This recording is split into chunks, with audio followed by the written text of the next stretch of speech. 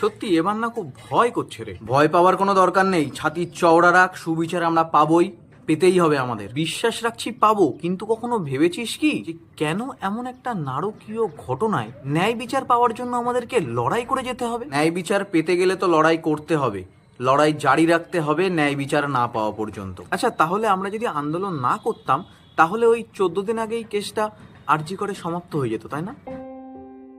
তাহলে কি সাধারণ মানুষের জন্য বিচার ব্যবস্থা, আইন শৃঙ্খলা সব নষ্ট হয়ে গেল? সমস্ত অন্যায়গুলো এইভাবে তাহলে প্রশ্রয় পেতে থাকবে? ঠিক আছে, সরকার তো এখন নিজের ভুল নিজেই বুঝতে পেরে নিজেই নিজের বিরুদ্ধে রুখে দাঁড়িয়েছে।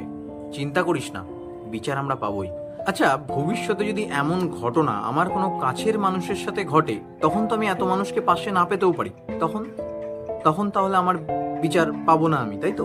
না না, এইবার আন্দোলনের মধ্যে দিয়ে আমরা আমাদের সবার সুরক্ষা নিশ্চিত করব, আর কোনো অভয়কে এইভাবে প্রাণ দিতে দেব না।